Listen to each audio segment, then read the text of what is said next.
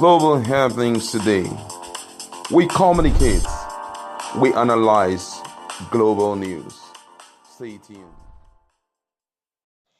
Hello, beautiful people. Welcome to Global Happiness Today YouTube channel. With the emergence of Kwankwaso and PeterObi in the political scene for presidency 2023, there seem to be a lot of changes that may likely probably give a rerun. Of course, the likes of United States of America have decided to look into our political radar, and this is their verdict over the matter. Of course, it's no longer the usual APC PDP. Now we seem to be having a bit of different phenomenon. Of course, the likes of, in another news in the same vein, we have the likes of NEF, Northern Elders Forum spokesperson, who seemed to have slammed an obedient supporter over some of the statement made. In a moment, you're going to find out what he said and why PeterObi needs to look into that matter very quickly, because it has to do with him and his campaigning. Before we go into the news proper, like and subscribe to our channel. Click on the red subscribe button beside it to see a bell notification icon. Please go ahead, click on it to get notified as soon as we update our channel on YouTube. Okay, let's go straight into the news of the day.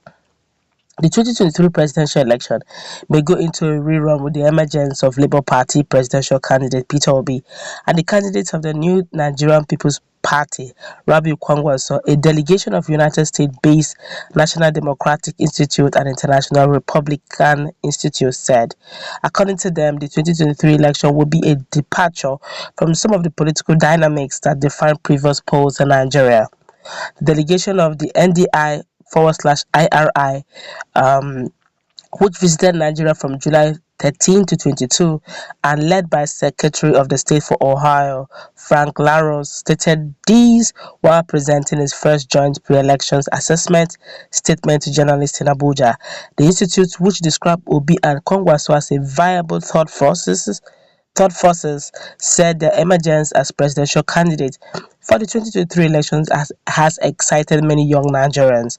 They said that if a third party draws sufficient support, a runoff presidential election could be a real possibility for the first time since the transition to democracy, adding complexity to the 2023 elections. While maintaining that the 2023 elections present a significant opportunity to consolidate Nigeria's democracy, the organizations observed that the 2022 Electoral Act enjoys a wide stakeholder support and has elevated public confidence in the commitment of the Independent National Electoral Commission to deliver democratic elections in 2023. The statement reads in part, and I quote, "The 2023 elections are a departure from some of the political dynamics that define previous polls. For the first time since 2007, the presidential election will be an open contest with no incumbent. The ruling All Progressive Congress selected former Lagos Governor Bola Ahmed Tinubu as its flag bearer. The former Vice President and 2019 presidential candidate Atiku Abubakar will contest on the ticket of People's Democratic Party.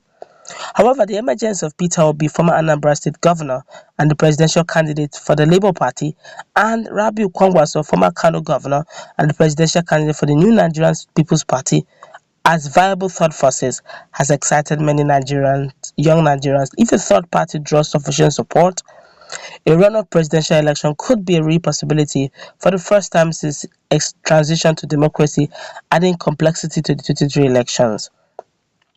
The document also said that the 2022 Ekiti and Osun governorship election, the first election held since the electoral law was passed, demonstrated the positive impact of initiative implemented by INEC since 2019 to improve result transparency. Such measures included introduction of INEC result viewing portal, an elimination of voting point, an adoption and proper configuration of the bimodal voters accreditation system for voter accreditation, which has quickened the voting process and reduced tensions in polling units. The recent surge in voter registration numbers and increased voters turnout in 2022 Osun polls, especially among young people, point to a renewed interest in political participation among Nigerians.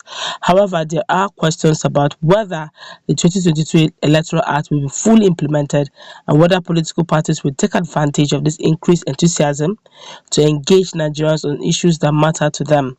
There are also questions about whether this new technologies, that's IREV and BVAS, will perform at the same level when scaled up for national elections, the organization said. The institute said while there had been some positive changes since 2019 elections, stakeholders with whom its delegation met expressed concern about the direction of the country. According to them, the confidence in the government and the election has declined over the past 10 years, as exemplified by the #EndSARS movement that gained traction in 2020 to protest security forces abuses. In addition, insecurity has deepened, spreading to every corner of the country. Extremist and sectarian violence continues to spread. Banditry and criminality are endemic. Separatist elements are gaining traction, and informal security forces are proliferating. This intensified violence takes place against the backdrop of increased religious and regional division permeating the political discourse. If the 2023 polls fail to improve upon past elections, Nigerians may lose faith in the ability of democracy to deliver, the organization warned. They called on the government to allocate the remaining funding to INEC, saying this would ensure the completion of procurement processes, training, and deployment of necessary staff and materials. According to them, INEC should extend the period for voter registration to capitalize on excitement from Osun and Ekiti elections. The court should be allocated sufficient funding to ensure members of election tribunals have the necessary resources for training and transportation and security. INEC and security forces should anticipate and plan for areas where violence may use to suppress votes or change outcomes. The government should fully address the role that informal security outfits such as Amotekun and Ibubago may play in the lead up to and during elections. And the government should also resolve the academic staff union of university strike. This is critical for security, as young people unable to study could be easily recruited into cults, gangs, and other groups that could contribute to electoral violence, they added. In another news, very quickly, the Northern Elders spokesman replies a man who asked him if he has something against PeterObi and his ambition. This is what transpired. Well, the first question was that it is true, no doubt about it, that the North Obi needs to go to the North to understand how backward the North is. PeterObi needs serious work to do in the North. They don't understand or even speak English. And this is what Dr. Hakim Baba answered. He said, what makes you think speaking or understanding English is a problem for understanding politicians who want your vote? Do you qualify with your English here as someone who understands Obi? If Obi's campaign has problems, the biggest should be ignorant followers who speak like this. Then they now asked, he said, but Baba Hakim, do you have something against Obi's presidential ambition or ignorant Obi followers? I don't understand. The man now answered, said, that's right, you do not understand. Okay, but let's just quickly say this. What he's trying to say in effect is that the follower was saying that PeterObi needs to go to the North, that the North is really backward, they don't speak English. Hakim Baba said, there's nothing, and which is very true. English has nothing to do with understanding PeterObi's campaign. The North may not understand English, but they understand the terrain. All PeterObi needs to do is to speak in a language they understand. Even if they don't understand English, there will be an interpreter. Because we're all one Nigeria, whether educated or not, every vote counts. Illiterate man, his vote is one. The educated man, his vote is one. That Amajiri, his vote is one. The one who's a professor, his vote is also one. And in the electoral act, is one and the same. So let's be guided sometimes the way we talk. Carry everybody along, build bridges, don't burn them. That's going to wrap it up. Let's meet in our conversation. What's your take?